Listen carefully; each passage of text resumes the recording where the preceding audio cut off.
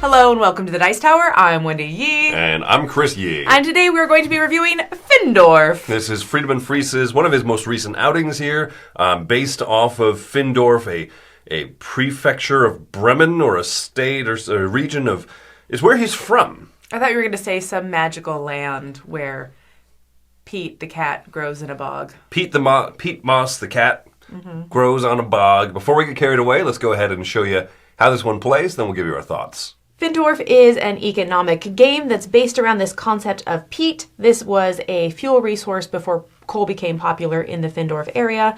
This is also the hometown of Friedamann Friese.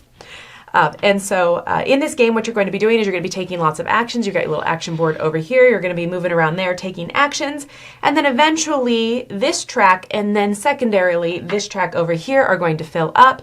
And once they fill up to this little banner right here, that will trigger the end game. You'll finish the round that you're currently on, and then you'll add up points. And the person with the most points is going to be the winner of this cool game. So what we're going to do is we're going to talk about first this player board over here. Let's talk about the actions. So on a turn, what players are going to do is they can either choose to stay on the spot that they're at, or they can choose to move forward up to 3 spaces. Now you may say, hey Wendy, that means I can just go to any space that I want. Yes. So then why does it rotate around? Why then do we need to move forward like that? And that's because of this little thing down here. Whenever this is passed, it is not an action space. You don't stop on it, but instead it is a bureaucracy. So players are going to be taking an action. If they move past the bureaucracy to land on an action space, they're going to trigger that before they take their action. So let's place this bureaucracy card right here and talk about it. So first off, we have to look at how many houses we have out. So purple has 4 houses, so they're going to remove 4 peat from the market because those houses have to have heat in the winter. They have to cook, all that jazz. Then we're going to look at pairs of houses as well as people. So 1 house and 1 person equals a pair. And for that, we're going to gain 4 thalers, and then we're going to place a rail out. So we would actually put out 4 rails down here, and then we would get 4 times $4 because you have 4 pairs, $4. So you'd get $16 right there. So we get 16 money bucks as well. Then time would pass, someone would get old and they would die. Tragedy right there. And then finally, you would get income. So your structures that you have over here actually give you income. That's what this little hand symbol is. So we would get 7 extra thalers from that as well. Go ahead and talk about what each one of these actions are. The first one is the purchase action. So you can purchase cards from the lineup. You can purchase them from your hand. And then you can also purchase these little upgrades. These allow you to upgrade your action board so you get more actions per spot that you put your worker at. And then you can upgrade these worker placement spots. You can buy these so that you can have places to put your workers. So if we take the purchase action, we can buy up to 2 of those right now because I have 2 spots right there. The next one is to gain workers. Now remember, workers, 1 worker will die every time we have a bureaucracy. So this one I have 2 actions, so I can gain 2 workers right there. This down here allows you to trigger buildings. For each one of these action spaces, you can trigger a building. Because I only have 1 space, it's not upgraded, I only get to trigger 1 building, so maybe I'll come over here and I will buy 2 peat. That peat comes from the market, potentially making it worth more money to sell back. I don't have to spend any money for that, I'm just literally spending the worker to drive it down. Then finally, we have the sales action. This sales action over here allows you to perform some sales. So if you look over here, you can sell rails for $10, or you can spend your brick to build houses. So for each one of those sale actions, you can do that. You can also sell peat to the market for its current market value. So I can sell this one back and this one back, both for $9. I would get $18 right there. Okay. So that is the basic 4 actions there. That's what's going to be driving the whole game, is doing that. So let's take a quicker look, or better look, at the buildings over here. So let's say I wanted to purchase this building, this Meisler Falls. Falls? I can't read that font. I would spend my 13 thalers right there, and then I would spend 3 brick, and then I would get to have this building. I would immediately get to put 2 houses out, and those houses can go anywhere. Everything that we've read in the rule book says that it doesn't really matter where the houses go. So they're just kind of decor on the map is what it seems like. And then you would get this income next time you have a bureaucracy. You also look at the number in the top left corner, that'd be number 19, and you get to place out that building on the 19 spot on the board. And then finally, you would move this forward saying we have one more building. This will give discounts in the future for the dates on cards that are at this spot or below. So that is the gist of how the game is played. Let's talk about points. So at the end of the game, each one of these structures that you have is worth 50 points. That's right, 50. And then every dollar that you have is 1 point.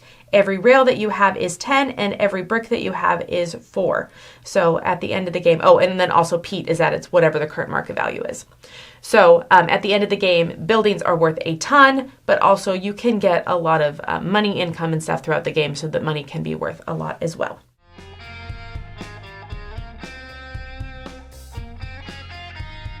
Now, before we get started, I know what you're saying. Oh, just another one of these Friedamann Friese games that's trying to skate by on its excellent artwork. I'm not going to harp on this point too much. This game is super ugly. And every time we say this, people are like, oh, you know, the Dice Tower is always so judgmental of art. I want to make this clear. We're not. Wendy and I have the lowest possible standards for like Euro games and forgiveness of them and stuff. This game's just not a looker, right? Yeah.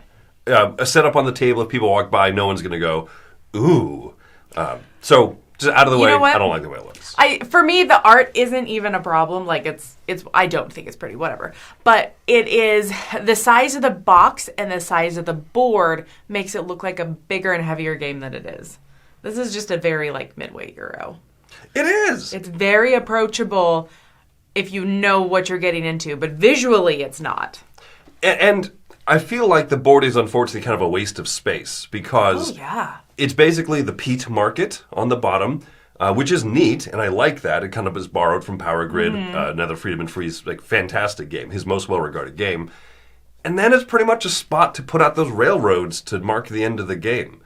Because it doesn't matter where you put the houses. It doesn't matter if you put those building the important structures tokens out or not. They only matter when they add rails, but you could add those rails anywhere.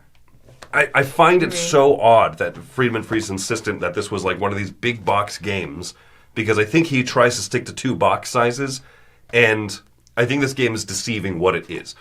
That being said, we are going to then now review this as the midweight game that it was meant to be. Yes. That it actually is.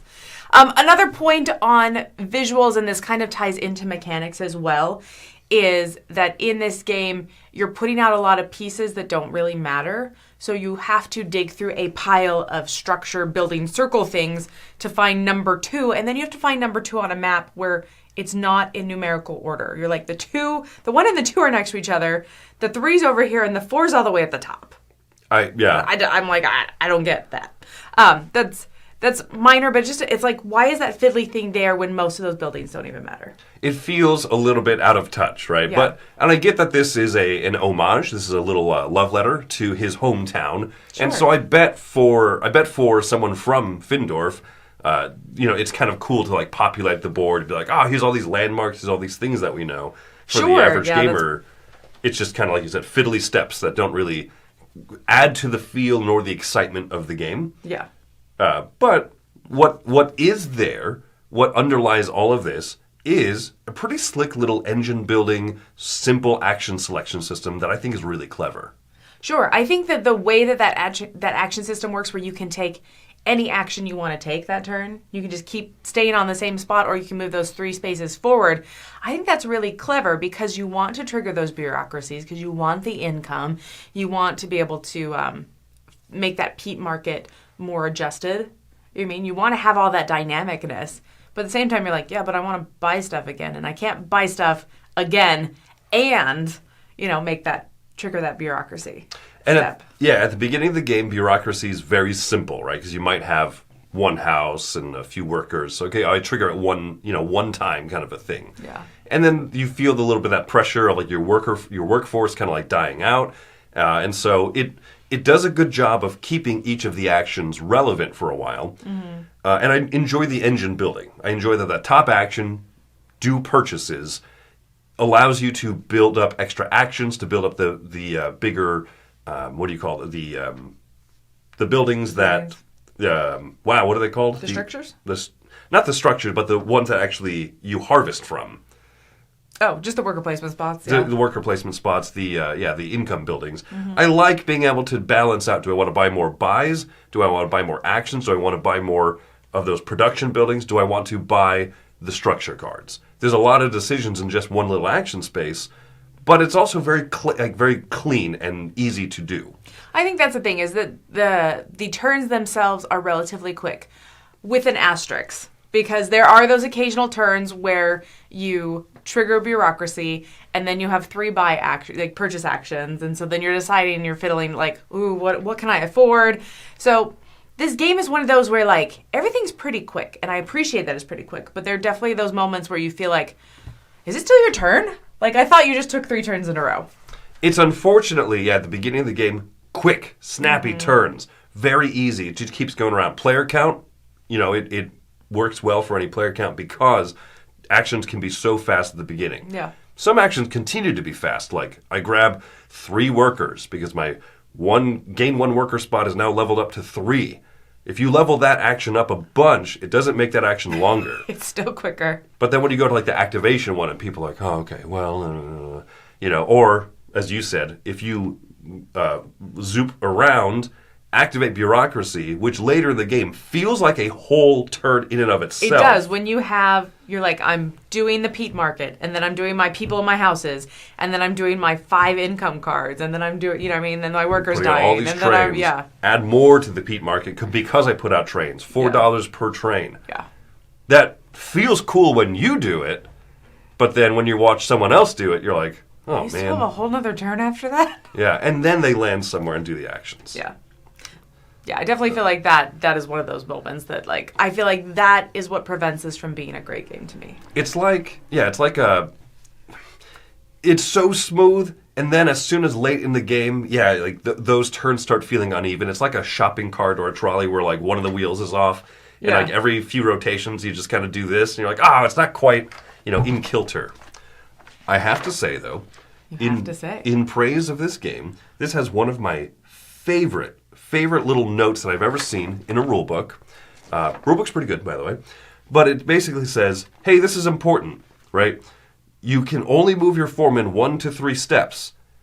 Still, in nearly all games, somebody asks if the foreman can trigger the bureaucracy step and still activate the same action again. Why does this happen? That's moving 4 steps. No, that's not how this works, you moron! I mean... I'm exaggerating a little bit, but it literally has a whole paragraph that calls out, like, don't do this thing. Don't be dumb. And you know what? I applaud it, right? It's a weird rule, but it makes sense, and they called it out in the rule book in such a way that I never made a mistake on that rule. That's true. It was very clear, and I appreciate that. Yep. And that's kind of Friedamann Friese's whole thing. He kind of just makes games that he wants to. And this game feels like a game that he wanted to make. And I applaud that, but... at the same time, I feel like the oddities, the quirkiness of this game, the biggest attractor for me is the fact that I love the engine building in the first third of the game, and I love running that engine in the second third of it. But then in the last third of the game, I feel like it's a bit rinse and repeat. Because I've built up my engine. I'm not going to build it up anymore. There's no more action tiles to purchase. I don't need more workers at some point because I've got a ton. I don't need more production buildings. So I'm just going to kind of run my loop, sell things, make money, and then buy those or build up those important structures. And I feel like it's a bit rinse and repeat by the end. That's funny. I don't feel like it overstays its welcome when it comes to the engine build. I feel like it is good timing because as soon as you start feeling like you have that engine, you get to use it a little bit, and then you're buying those buildings with it. And so I feel like that last phase is buy lots of buildings. And so it doesn't feel too rinse and repeaty for me because each building has different costs, and you're still trying to figure out how do I get the proper resources and the money to do this. I suppose. I don't know. Maybe when I've played, I've been satisfied with my engine earlier than you, and so I'm not doing anything to build it up anymore. And so that's about the point where you want the game to be a few turns and then ends, and you're like, ooh. But for this one, it's kind of like, you have your engine now. Run as much as you like. And you're like, are you sure? Whew, that end of the game still feels a little whiles away. But that being said, you make a good point. The game's pretty quick moving. It is. 45 minutes, under an hour for as satisfying as it is. But even at that, it just outstays its welcome a little bit too much for me. Now, one thing that, for me, I was concerned about going into it that ended up being a non-issue is the fact that those buildings are worth 50 points each. Like, you said that, and I was like, no, that's wrong. Right? So, they're worth 50 points. What is it? The rails are 10, the bricks are 4, and the... And the peat is whatever it's at market value. Yeah, and then the money is just 1-for-1 victory points. And there's lots of games that have money being 1-for-1 victory points. Mm-hmm. And so it was interesting that the structures are worth so much. But when you start doing the math, you're like, it's always worth it to buy a structure, even if I don't need the income, even if I don't need the instant bonus. But then when you get closer to the end, you're like, yeah, but this is costing more rails, and so now I have to get more rails. And so it's interesting, like the decisions there. Well, and you can just go heavy into the peat, purchasing and selling and stuff, or bogging and selling, or whatever the action would be called, because you can just store up. Like the money in this game, there's a bunch of 50 coins, $50, and when you're sitting on like 8 of those at the end of the game, you're like, well, each of these is as strong as a building, so I guess I'm doing pretty well. So you can kind of focus on market stuff, you can focus on constructing. I think a good blend is the best. And that was my concern, was that if whoever went for the most buildings would just be the winner. And that's not the case. Yeah. So, going for scores, do you want to give yours first? Yeah, sure. So for me, I like what's going on. I really like the action selection loop and everything in here, but it's still a 6.5 for me, because I think that the board function, like the lack of function of the board and everything, like that's a small detractor. But the biggest thing for me is that the game does just feel like it outstays its welcome. Runs a little bit long for what I'm getting out of it. It is a good game that moves at a good pace, but that unevenness also hurts it with that bureaucracy triggering as a free action. So 6.5, it's good, but I don't know how wide of an audience it's going to be, so I'm not really recommending it in that sense. Okay, well, I'm going to go ahead and give this a 7 because I liked it a little bit more than you. I think the buildings and the income and the structure of that action thing is so clever. And I really like that. And it does feel that little bit of like unevenness between the turns.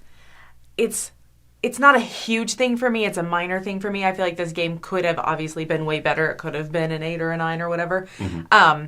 But for what it is, I still think that it's a 7 for me. I still recommend this. I still think it's fun.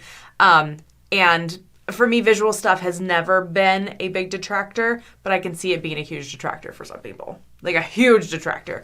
But yeah, this is still 7 for me. I love the cards. I love the income. I love the action. And I think that the engine build is small enough that you're not like, oh, I have too many options. It's just like, it's clean.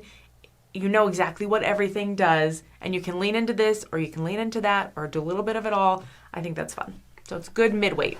Well, there you go. So a 7 high score, giving Findorff a seal of approval from us here at the Dice Tower. Until next time, my name is Chris Yee. And I'm Wendy Yee. Have fun bogging that peat. Row, row, row your boat gently down the stream. Fill it full of peat, yeah, gently down the stream. He's not even rowing a boat. He's rowing the dock. Row, row, row your dock gently down the stream. Row your dock gently down the stream. Row your dock gently down the stream. You don't really know how boats work. This is like a fever dream.